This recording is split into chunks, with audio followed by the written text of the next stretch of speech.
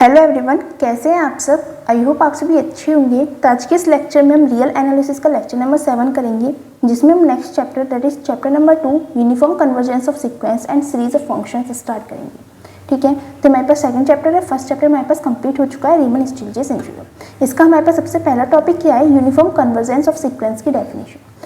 क्या है इसकी definition? A sequence fn of functions is said to converge uniformly on x to a function f if and only if for every epsilon greater than 0 there can be found a positive integer m such that n is greater than m. This implies mod के अंदर F N X minus F X हमारे पास less than होता है epsilon के for all X belongs to X to the power N. ठीक है, मतलब हमारे पास कोई भी सीक्वेंस है एफ एन, जो किसका सीक्वेंस बन रहा है, फंक्शंस का सीक्वेंस है। हम उसे बोलेंगे कि वो कन्वर्स कर रहा है यूनिफॉर्मली ऑन एक्स। एक्स क्या हमारे पास मैट्रिक स्पेस है। ठीक है, एक्स पर हमारे पास जो ये फंक्शन का सीक्वेंस है एफ एन, वो कन्वर्स कर रहा है और एक्स के किस पॉइंट पर कन्वर्स कर रहा है, किसी फंक्शन एफ पर कन्वर्स कर रहा है। तो वो कन्वर्स तभी करेगा इफ एंड ओनली इफ अगर वहाँ पे कोई एप्सिलॉन ग्रेटर देन 0 एग्जिस्ट कर रहा है और वहाँ पर जो greater then epsilon greater than 0 है, तो वहाँ पर हम एक पॉजिटिव इंटीजर m फाइंड कर सकें, जहाँ पे हमारे पास n greater than equals to होना चाहिए m से। और इससे हमारे पास क्या इंप्लाई कर सके कि जो मॉड के अंदर F N X minus F X होगा वो हमारे पास लेस देन एप्सिलॉन माना चाहिए। ठीक है, और जहाँ पे x हमारा किसको बिलोंग कर रहा है, मैट्रिक स्पेस को। ठीक है, एक्स एन को बिलोंग कर रहा है। तो हमारे पास डेफिनेशन होती है यूनिफॉर्म कन्वर्जेंस ऑफ सीक्वेंस की। ठीक है, उसके बाद हमारे पास एक मोस्ट इंपॉर्टेंट थ्योरम आती है, Cauchy's general principle of uniform convergence. ठीक है, तो ये बहुत इंपॉर्टेंट थ्योरम है, नेमिंग थ्योरम है, तो अच्छे से कर लीजिएगा। इसका स्टेटमेंट क्या है, थ्योरम का स्टेटमेंट है क्या है, let F N be a sequence of real valued functions defined on a metric space X. F N हमारे पास कोई भी सीक्वेंस है रियल वैल्यूड फंक्शंस का जो मैट्रिक स्पेस एक्स पर डिफाइन है। Then F N X, F N जो हमारे पास सीक्वेंस है कन्वर्स करेगा uniformly on X if and only if for every epsilon greater than 0 there exists a positive integer m such that n is greater than equals to m, p is greater than equals to m and x belong कर रहा है हमारे पास metric space को। तो इससे हम imply कर सकते हैं कि mod of F N X minus F P X is less than epsilon. मतलब हमारे पास कोई भी सीक्वेंस है एफ एन, ठीक है, जो रियल वैल्यूड फंक्शंस का सीक्वेंस बन रहा है मैट्रिक स्पेस एक्स पर। ठीक है, तो हमारे पास ये जो सीक्वेंस है एफ एन वो कन्वर्स करेगी एक्स पर इफ एंड ओनली इफ। मतलब इसको जब हम प्रूव करेंगे तो हमें इसे इफ पार्ट करना है और ओनली इफ पार्ट करना है। मतलब पहले हम करेंगे उसका फिर कन्वर्स भी हमें प्रूव करना होगा। ठीक है, और ये कन्वर्स कब करेगी सीक्वेंस, अगर वहाँ पर हमारे पास एप्सिलॉन ग्रेटर देन 0 एग्जिस्ट कर रहा है तो वहाँ पर पॉजिटिव इंटीजर m एग्जिस्ट करना चाहिए कि किस तरह से कि जो n है वो greater than equals to m होगा और हम कोई और इंटीजर भी कंसिडर करके चल रहे हैं p जो ग्रेटर देन इक्वल्स टू होगा m के और x हमारे पास मैट्रिक स्पेस को बिलोंग करेगा। तो हमारे पास क्या कंडीशन होनी चाहिए according to Cauchy's general principle of uniform convergence. Condition है हमारे पास कि mod of F N X minus F P X हमारे पास लेस देन होना चाहिए एप्सिलॉन के। ठीक है, तो अब हम इस थ्योरम को प्रूव करते हैं। ये जो हमें प्रूव करना है हमने क्वेश्चन नंबर 1 मान लिया है। अब क्यों माना है ये आपको अभी आगे पता चल जाएगा। ठीक है, तो हम प्रूफ पर चलते हैं। क्या है, let the sequence F N uniformly converges on X to the function F. ठीक है, हम कंसिडर करके चल रहे हैं कि जो एफ एन है वो सीक्वेंस है रियल वैल्यूड फंक्शंस की और मैट्रिक स्पेस पर डिफाइन है और एफ एन एक्स वो कन्वर्स करनी है यूनिफॉर्मली एक्स पर, किस पॉइंट पर, एफ पर। ठीक है, ये हमने स्टार्टिंग का जो था वो हमने कंसिडर कर लिया है इफ एंड ओनली इफ से पहले का। ठीक है, अब हमें प्रूफ क्या करना है, हमारे पास ये वाली कंडीशन सेटिस्फाई हो रही है, पहले हम ये प्रूफ करेंगे। ठीक है, उसके बाद जब हम कन्वर्स लेके चलेंगे उसमें क्या करेंगे कि ये वाले कंडीशन हमारे पास ऑलरेडी सेटिस्फाइड है और हम प्रूफ करेंगे कि हमारे पास जो सीक्वेंस है वो कन्वर्स कर रहा है। ठीक है, और इस बारे में हमने ऑलरेडी ले लिया कि वो कन्वर्स कर रहा है किसी पॉइंट एफ पर जो मैट्रिक स्पेस का ही पॉइंट है। ठीक है, then for every epsilon greater than 0 there exist a positive integer m। यहाँ पे m रह गया, वहाँ पे हमारे पास कोई भी एक पॉजिटिव इंटीजर m एग्जिस्ट कर रहा होगा सच दैट, यहाँ पे m रह गया लिखने से हम यहाँ पे अपनी यूनिफॉर्म कन्वर्जेंस ऑफ सीक्वेंस की जो डेफिनेशन है अभी भी पढ़ी है उसकी हम डेफिनेशन लगाएंगे। ठीक है, जब वो कन्वर्स कर रहा है तो वहाँ पे हमारे पास एप्सिलॉन ग्रेटर देन 0 एग्जिस्ट कर रहा है और वहाँ पे पॉजिटिव इंटीजर m है, किस तरह से कि जो F N X minus F X होगा, देखो ये वाली कंडीशन लग रही है, वो लेसन होगा एप्सिलॉन बाई 2 की। ठीक है, एप्सिलॉन लिख ले, एप्सिलॉन बाई 2 लिख ले, दोनों सेम मतलब है क्योंकि हमारे पास एप्सिलॉन ग्रेटर देन 0 होने वाला है।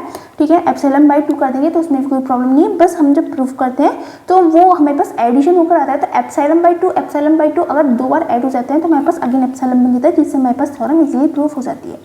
ठीक है, इसलिए हम कहीं पर एप्सिलॉन लेकर चलते हैं, कहीं पर एप्सिलॉन बाई 2 और हो सकता है कई जगह पर हमें एप्सिलॉन बाई 4 और 8 भी लेना पड़ जाता है कब, जब हमारे पास ज़्यादा टर्म्स ऐड करने के लिए होती है। ठीक है, तो यहाँ पे हमारे पास एक कंडीशन सेटिस्फाई हो गई according to uniform convergence of sequence की डेफिनेशन से। ठीक है, और यहाँ पे हमारे पास n जो है वो greater than equals to m है और x हमारे पास कैपिटल X को बिलोंग कर रहा है। अब हम क्या लेके चल रहे हैं, if n, p is greater than equals to m then we have, अगर हमारे पास कोई भी दो इंटीजर्स है n और p जो greater than equals to m है, तो हमारे पास क्या होगा, हम निकालते हैं इसका लेफ्ट हैंड साइड। हमें ये प्रूव करना है इसकी लेफ्ट हैंड साइड हमारे पास मॉड के अंदर fnx माइनस fpx है, ठीक है। अब हम इसमें एक बार fx को माइनस कर दें और एक बार fx को प्लस कर दें, तो हमारे पास कोई मतलब कोई चेंज तो होगा नहीं, सेम चीज़ है, कैंसिल आउट होकर हमारे पास अंदर की टर्म्स बस ये दोनों टर्म्स बचेंगे जो हमारे पास LHS के इक्वल है, ठीक है। तो इसलिए हमने एक बार fx को माइनस कर दिया और एक बार ऐड कर दिया। अब हम क्या करते हैं, जो हमारे पास मॉड है उसे दो पर डिस्ट्रीब्यूट कर देते हैं, इस टाइप से हमने मॉड को डिस्ट्रीब्यूट कर दिया, ठीक है। और जब मॉड डिस्ट्रीब्यूट होता है तो हमारे पास इनइक्वलिटी वाला फॉर्मूला लगता है, जिससे हमारे पास ये जो मॉड डिस्ट्रीब्यूट होने के बाद हमारे पास ये ग्रेटर देन इक्वल्स टू आ गया है, ठीक है। अब देखो fnx माइनस fx हमारे पास क्या है, लेस देन एप्सिलॉन बाई 2 है, तो लेस देन हो गया एप्सिलॉन बाई 2। सिमिलरली हम fx माइनस fpx, यहाँ पे अगर हम fx माइनस fpx के लिए लेंगे तो वो भी हमारे पास एप्सिलॉन बाई 2 आ जाएगा, ठीक है। मतलब हमारे पास n की जगह हम p लेकर चलेंगे तो अभी हमारे पास यही कंडीशन आ जाएगी। देखो n की जगह हम p लेंगे तो यहाँ पे p हो जाएगा, इन दोनों में से अगर हम माइनस को कॉमन आउट ले लेंगे तो हमारे पास क्या जाएगा, fx माइनस fpx आ जाएगा, ठीक है। और यहाँ पे हमारे पास मॉड चल ही रहा है, जब मॉड चल रहा है तो माइनस का तो कोई मतलब ही नहीं रहा, तो हमारे पास ये भी लेस देन एप्सिलॉन बाई 2 आ गया, तो यहाँ पे हमारे पास एप्सिलॉन बाई 2 आ गया है, ठीक है। तो हमारे पास क्या आ गया, mod of fnx minus fpx is less than epsilon आ गया है, इन दोनों को ऐड करा हमारे पास एप्सिलॉन आ गया, इसलिए हम यहाँ पे लेके चले थे epsilon by 2 in place of epsilon, ठीक है। आई होप आपको समझ में आ गई होगी हमने किस तरह से इसका फर्स्ट पार्ट प्रूव करा है, ठीक है। अब हम क्या लेके चलेंगे, इसका कन्वर्स लेके चलेंगे। अब कन्वर्सली में हम क्या लेके चलते हैं, let fn be any sequence of functions on x such that give for given epsilon greater than 0 there exist a positive integer m such that equation 1 holds. मतलब हम क्या लेके चल रहे हैं कि fn हमारे पास कोई भी सीक्वेंस ऑफ फंक्शंस है x पर, ठीक है, और वहाँ पे हर एक एप्सिलॉन जो ग्रेटर देन 0 है, यहाँ पे फॉर आएगा, for given epsilon greater than 0, वहाँ पर हमारे पास एक पॉजिटिव इंटीजर m एग्जिस्ट करेगा, जिसके लिए हमारे पास जो इक्वेशन नंबर 1 है, ये जो इक्वेशन नंबर 1 है ये हमारे पास सेटिस्फाई हो रही होगी, ये होल्ड हो रही होगी। चाहो तो इस लाइन को लिखने की बजाय इक्वेशन 1 होल्ड्स की जगह पर अपनी ये जो इक्वेशन है इसे लिख ही सकते हैं, ठीक है। अब हम क्या करेंगे, अब हम इसे प्रूफ करेंगे। आगे हमें प्रूफ क्या करना है कि जो हमारे पास सीक्वेंस है fn, जो हमारे पास सीक्वेंस है fn वो कन्वर्स कर रहा है x मतलब मैट्रिक स्पेस की किसी पॉइंट f पर, ठीक है, हमें प्रूफ करना है। तो यहाँ पे हमने यही लिख रखा है, now we have to show that fn जो हमारे पास सीक्वेंस है converges uniformly to f on x, वो कन्वर्स कर रहा है f पर, और f किसका पॉइंट है, x that is metric space का पॉइंट है, ये हमें शो करना है, ठीक है। Now for each fixed x belongs to capital X the sequence of real numbers fn x is a Cauchy sequence. अब देखो हमारे पास मैट्रिक स्पेस x है, उसमें से हम कुछ भी फिक्स्ड इंटीजर या नंबर निकाल लेते हैं x, तो उसके लिए हमारे पास जो सीक्वेंस बनेगा रियल नंबर्स का fn x वो एक कॉची सीक्वेंस होगा, ठीक है, कॉची सीक्वेंस होगा, क्योंकि हमारे पास जो कंडीशन है वो सेटिस्फाई हो रही है कॉची सीक्वेंस वाली fnx minus fpx is less than epsilon वाली, ठीक है, ये वाली कंडीशन हमारे पास सेटिस्फाई हो रही है, इसलिए हमारे पास अगर कोई भी फिक्स्ड इंटीजर हम निकालेंगे x का तो उसका जो सीक्वेंस बनेगा वो हमारे पास कॉची सीक्वेंस होगा, ठीक है। Hence limit n tends to infinity fnx exist. अब जब हमारे पास ये जो सीक्वेंस है ये एग्जिस्ट कर रहा है, तो अगर हम n को इन्फिनिटी तक टेंड करा देते हैं तो हमारे पास जो लिमिट आएगी वो एग्जिस्ट करेगी for all x belongs to capital X, ठीक है। Now we define f by fx। अब हमें क्या शो करना है कि जो हमारे पास सीक्वेंस है fn वो f पे कन्वर्स कर रहा है, तो हम f को किस तरह से डिफाइन कर रहे हैं, fx के फॉर्म में डिफाइन कर रहे हैं, जो किसके इक्वल है, limit n tends to infinity fn x के लिए, x के इक्वल, ठीक है। अब keeping p fixed in equation 1 and let n tends to infinity. अब हमारे पास जो इक्वेशन नंबर 1 थी, इक्वेशन नंबर 1 ये है, इसमें हम p को तो हम फिक्स्ड कर देते हैं और n को अगर इन्फिनिटी तक टेंड कराएं तो हमारे पास क्या हो जाएगा, हमारे पास ये कंडीशन आ जाएगी fx माइनस fpx। देखो p हमारे पास फिक्स्ड है, n को जब हमने इन्फिनिटी तक टेंड कराया तो हमारे पास fx हो गया। देखो n को जब हम इन्फिनिटी तक टेंड कराएंगे तो हमारे पास ये fx के इक्वल आ जाएगा, तो fx minus fpx is less than epsilon हो जाएगा for all p greater than equals to m, ठीक है, and all x belongs to capital X, जहाँ पे हमारे पास जो हर एक p की वैल्यू है वो greater than equals to m होगी और x हमारे पास कैपिटल X में बिलोंग कर रहा होगा, ठीक है।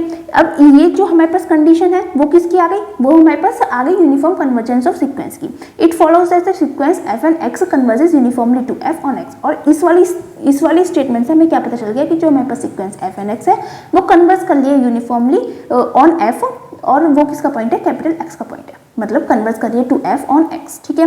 ये थ्योरम का प्रूफ है, दो पार्ट्स में हमने करा है, पहले हम इफ पार्ट लेके चले थे फिर ऑनली इफ पार्ट, या फिर कह सकते हैं तो पहले सीधा लेके चले थे फिर उसका हमने कन्वर्स प्रूफ करा है, ठीक है। इस तरह से हमारे पास जो थ्योरम है ये प्रूफ हो गई Cauchy's general principle of uniform convergence, ठीक है। अब इसके बाद हम दो शॉर्ट डेफिनेशंस कर लेते हैं, इतनी इंपॉर्टेंट नहीं है बट थोड़ी बहुत पता होनी चाहिए, क्योंकि ये जो डेफिनेशंस होती है ना ये वेरी शॉर्ट में 2 मार्क्स का जो क्वेश्चन आते हैं उसमें कभी कभी पूछ ली जाती है, ठीक है। तो एब्सोल्यूट कन्वर्जेंस क्या है, let's summation a and b any series if summation mod a n converges then summation a n is said to converge absolutely। मतलब हमारे पास कोई भी सीरीज है, सीरीज किस टाइप की होती है, हमारे पास सीक्वेंस होता है, उसके अंदर की जो टर्म्स है वो कॉमा से सेपरेटेड होती है, और जो सीरीज होती है उसके अंदर की जो टर्म्स होती है वो प्लस से ऐड हो रही होती है, इसलिए प्लस जब आता है तो इसलिए हमारे पास समीशन बन गया क्योंकि हमारे पास सीरीज है। ठीक है, like summation a n b any series, हमारे पास कोई भी सीरीज है ये समीशन ए एन। ठीक है, अगर वो जो समीशन का अंदर जो मॉड ए एन लेते हैं अगर वो कन्वर्स कर रही है तो हम क्या कहेंगे कि समीशन ए एन बिना मॉड वाली जो सीरीज बनेगी वो कन्वर्स करेगी एब्सोल्युटली। ठीक है, मॉड वाली कन्वर्स कर रही है तो बिना मॉड वाली एब्सोल्युटली कन्वर्स करेगी। ठीक है, अब कंडीशनल कन्वर्जेंस क्या है, कंडीशनली कन्वर्जेंस का मतलब क्या है, इफ समीशन मॉड के अंदर ए एन डाइवर्स करे, मतलब जैसे हमारे पास यहाँ पे तो कन्वर्स कर रही थी। ठीक है, अगर इस वाले केस में हमारे पास ये समीशन के अंदर मॉड एन हमारे पास डाइवर्स करती है बट हम समीशन ए एन लेकर चले मतलब बिना मॉड के तो वो कन्वर्स कर जाए, तो हम बोलेंगे कि जो हमारे पास समीशन ए एन सीरीज बन रही है वो कन्वर्स कर रही है कंडीशनल। ठीक है, मतलब मॉड के अंदर तो वो डाइवर्स कर रही है, बिना मॉड के वो कन्वर्स कर रही है, तो हमारे पास जो सीरीज है समीशन ए एन वो कन्वर्स कर रही है कंडीशनली, उसके ऊपर कंडीशंस लग रही है कि इस केस में वो डाइवर्स कर रही है, इस केस में वो कन्वर्स कर रही है, इसलिए वो कंडीशनली कन्वर्स कर रही है। ठीक है, तो ये हमारे पास डेफिनेशन होती है एब्सोल्यूट कन्वर्जेंस की और कंडीशनल कन्वर्जेंस की। थोड़ी थोड़ी डेफिनेशंस हम बीच बीच में करते रहा करेंगे क्योंकि ये जो डेफिनेशंस होती हैं वेरी शॉर्ट में पूछ ली जाती हैं, तो इन पर भी थोड़ा सा ध्यान रखिएगा। ठीक है, और अगर आपको कोई डाउट रहता है तो आप हमसे कमेंट सेक्शन में पूछ सकते हैं, और अगर आपको हमारी वीडियोस अच्छी लग रही है तो प्लीज़ हमारी वीडियोस को लाइक कीजिएगा, अपने फ्रेंड्स के साथ शेयर कीजिएगा एंड हमारे चैनल को सब्सक्राइब कीजिएगा। Thanks for watching.